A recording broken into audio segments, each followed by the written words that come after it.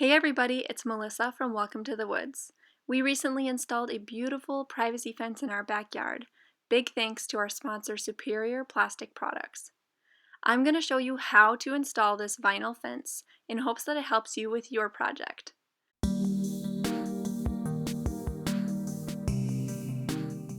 The first thing to do is to look for your property pins and make sure that your fencing aligns with city ordinances. This was a complicated process for us and involved paying for a permit and trying to use this metal detector in my yard all over the place to figure out where the right of way was on our road. Also be sure to call all your utilities so they come mark them with flags before you dig. The easiest way to line up and lay out your fencing project is to string a line along the entire perimeter of where you want to dig. And then we used wooden stakes to mark every 8 feet because that was the distance between our vinyl fencing products posts. You certainly can dig your holes by hand, but I would recommend getting a motorized auger. And this was on a Dingo. We rented this for about $150 for the day, including a dump trailer where we could put our dirt onto. And it worked so slick. As you can see, it's a machine that just pushes the auger down through the dirt. It even handled rocks up to about the size of maybe your face, and it went down as far as we needed. We went about 3 feet with the holes.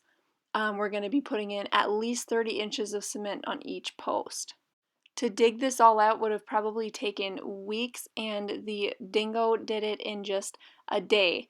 Now, we did have to dig out some rocks by hand, but in general, this made very fast work of the prep process, and I would highly recommend getting a machine like this. So for this massive undertaking, I did have help. This is my neighbor, John, and we hired him to come help me with the fence install because of how labor intensive this job was and because he has an awesome cement mixer that was going to help us with securing down our posts. You can see here that the holes we dug were quite deep. And I would say that digging the holes is one of the hardest parts of this process to get ready for a fence, so plan accordingly. Now, with the dirt, like I said, we got a big dump trailer, but the Dingo was also helpful for this because it had a bucket on the front that we could shovel our dirt into and then just drive it over and dump it on the trailer. We had a lot of dirt with this project, obviously, and so when you're planning your DIY fence install, you're going to want to plan for where you're going to put the dirt you dig up and how you're going to get dirt to fill the post back in. We did reuse some of the dirt that we dug up that wasn't super rocky, but mostly we went and dumped it at a local excavating company and they didn't charge us to dump, so that was really great. I want to show you a cool trick here on how to get the majority of the dirt out of your grass. My neighbor, John, told me that if you use a concrete placer, you'll see it here, you can actually scrape up the dirt into a pile much easier. And I cannot believe how clean my grass was after we did this. I would just go about it with a rake, but this worked way better.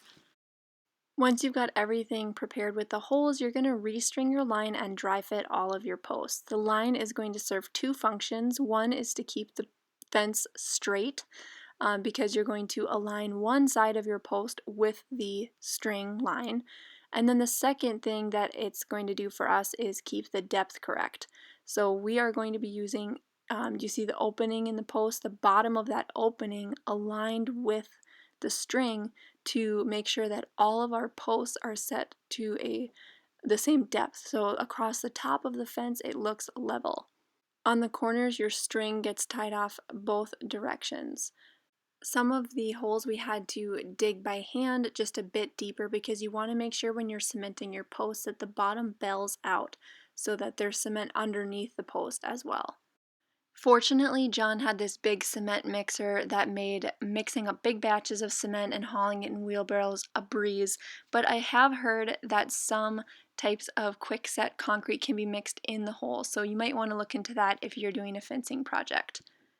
The fact that Superior's installation instructions included cementing in every single post is what I believe gives their fencing the super strength to withstand high winds and terrible weather. Their products come with a limited lifetime warranty and they come with a 5-year prorated labor warranty. So that's really cool because whatever it cost us to pay John to help us, they would cover all or part of the cost of labor required to replace the product if something were to go wrong.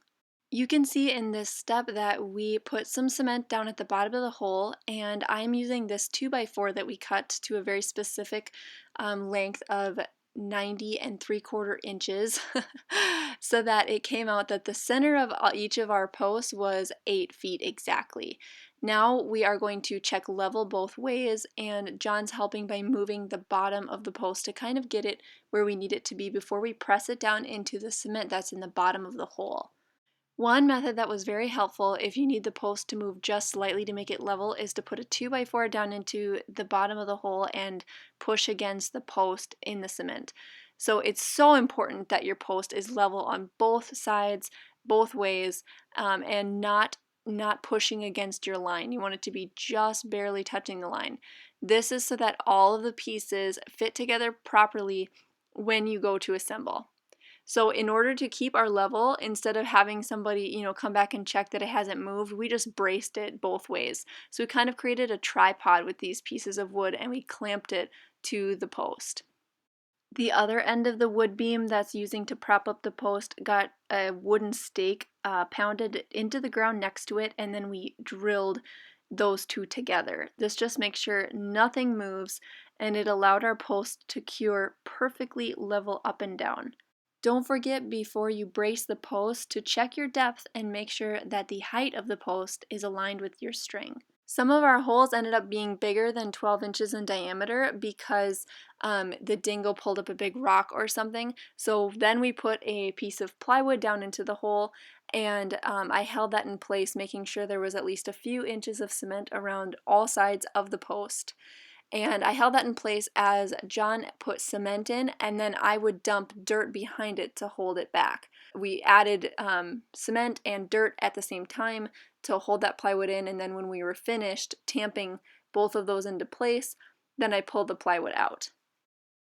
Between each set of 2 posts, I pulled up our spaced 2x4 and checked the top as well, just to make sure everything was looking level and correct.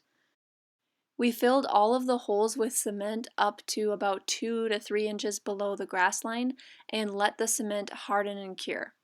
Then the next morning I came in with a wet washcloth and wiped off the bottom of the post where we had cement slop. This is important to do within 24 hours because dried cement is much harder to get off of your posts. Then I cleaned up the cement and the grass around the hole and put black dirt as a top layer. Some of them I had sod pieces left that looked a little bit crispy from being out of the ground for about a week, but nevertheless I laid them in place, and really once the sod comes back to life, you would never even know that this post was recently installed. Now we get to move on to the very easy part, assembly. So we're going to assemble the posts by first starting with a bottom rail. And this rail has an aluminum insert to provide extra strength. And then this just has plastic tabs on each end that pop into the holes on each post. Now what I love about Superior Plastic fencing is that both sides of the fence equally look beautiful. They're basically the same. So your neighbor gets a nice fence and you get a nice fence. Then you align a small plastic C-channel on each of the posts on both sides. This is going to cover the ends of the tongue and groove mechanism on the actual slats. These are as simple as screwing 3 screws into each channel. Now, the really brilliant thing about Superior Plastic's design is that it allows for expansion and contraction of the plastic. So vinyl fences that have hardware, I've always been worried about, because if you know anything about how plastic behaves in weather, it's best if it has a little bit of room. So this design does, because of the tongue and groove slats and everything just clicking together with that little bit of play. Now I'm starting in one of my C-channels and pushing the slat down into the bottom as well as into that C-channel. Then the tongue and groove mechanism on each of these just click together. It's so easy, and I can put together one of these panels very quickly. Near the end, you want to put the last piece in first and then slide the in-between piece to make it all fit together. The section is complete when you add the top rail in, and this also has plastic tabs that hold into the hole on the post. And so you're just going to slip that over the top of each of your slats and then push those tabs in on both sides, and you're done. The post where you're going to install a gate, you need to put in these metal I-beam inserts to give it enough strength to withstand being used like open and closed like that. So we decided to do a double gate so that we could fit a car through. So it's just shy of 8 feet wide, and we just had two 4-foot swinging doors. You can see here the next day that I got that installed, just putting the hinges on, and then we did a latch on the inside so we can lock the gate and keep our backyard super private. Before our privacy fence was installed, our backyard butted up to a road, and now that we have 6 feet of no visibility, the road is totally cut off, and our yard is so much more private and safe for our children to play. I absolutely love it. Now, if you're looking for fencing, then please check out our sponsor, Superior Plastics, because they are American made. They're based out of Pennsylvania, and they only use high quality materials, so I can definitely recommend them.